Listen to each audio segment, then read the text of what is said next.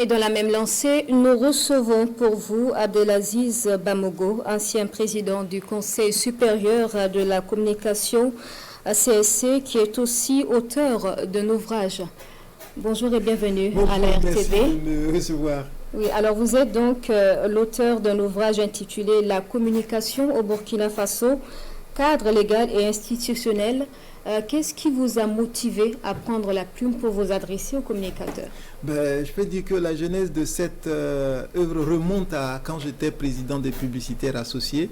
Nous nous sommes rendus compte qu'il fallait des textes pour structurer le secteur, pour renforcer le professionnalisme des acteurs sur le terrain, parce qu'il y avait pas mal de désordre dans le secteur. Et quand on a adopté des textes au niveau de publicitaires associés, et qu'on a fait aussi le plaidoyer pour qu'une nouvelle loi sur la publicité soit adoptée, ainsi qu'un décret d'application, on s'est rendu compte que ces textes-là avaient un véritable pouvoir dans l'assainissement, dans l'amélioration de la qualité du travail des publicitaires, et nous nous sommes dit que c'est quelque chose certainement qu'il faut accentuer. Quand j'ai été président du Conseil supérieur de la communication, là je me suis rendu compte que mes prédécesseurs avaient, en fait les collèges précédents avaient travaillé à adopter un certain nombre de textes qui existaient.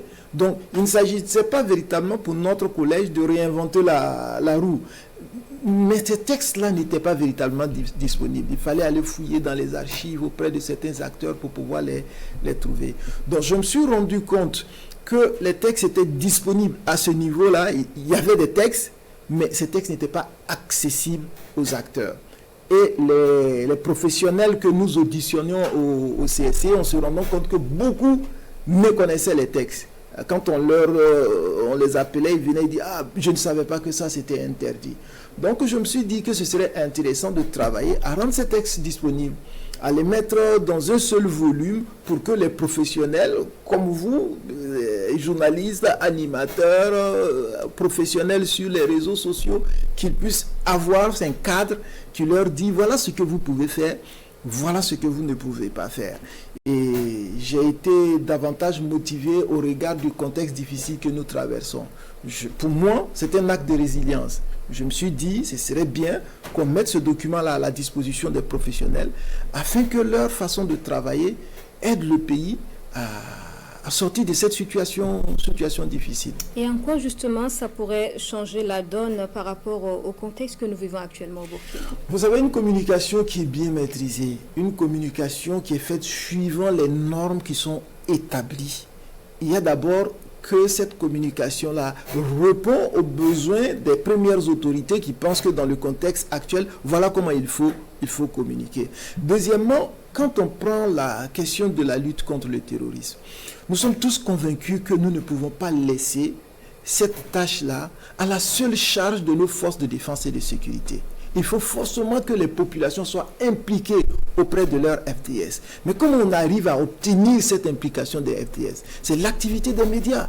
C'est le discours des médias qui permet aux populations de savoir ce qu'il faut faire vis-à-vis de cette crise, ce qu'il faut poser comme acte pour aider à résoudre le problème. Donc je pense qu'en mettant ces textes à leur disposition, pour qu'ils sachent qu'est-ce que les autorités pensent qu'on doit faire dans ce contexte difficile-là, ils vont aider, en tout cas s'ils les appliquent, ils vont aider à ce qu'on puisse faire face aux problèmes sécuritaires que nous traversons. Oui, et quelles sont les caractéristiques de cette œuvre que vous dédicacez ce soir? L'œuvre regroupe 62 textes.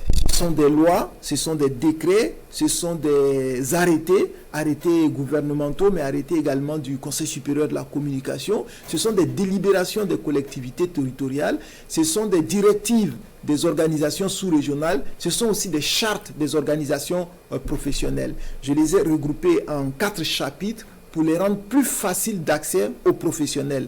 Le premier chapitre parle de la communication de façon générale. Le deuxième chapitre parle de la réglementation des médias.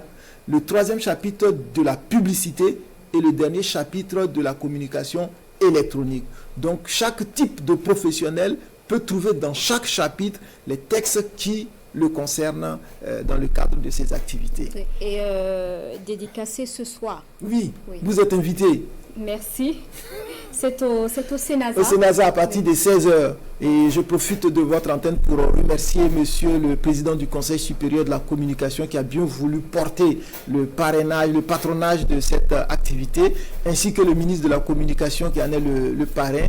Et je les remercie aussi pour leur soutien déterminant qui a permis donc d'organiser cette activité cet après-midi. On invite tous les professionnels et tous ceux qui aiment aussi la communication à venir pour qu'on puisse échanger et qu'on puisse partager des moments de partage intellectuel, mais également d'éclairage sur les enjeux qui sont liés à notre secteur et sur la façon dont nous pourrons ensemble travailler à ce que notre activité aide les premières autorités de notre pays à faire face au défi majeur, celui de la crise sécuritaire. Merci beaucoup, Monsieur Abdelaziz Bambogo. Vous êtes ancien président du Conseil supérieur de la communication et vous dédicacez ce soir votre ouvrage intitulé « La communication au Burkina Faso ».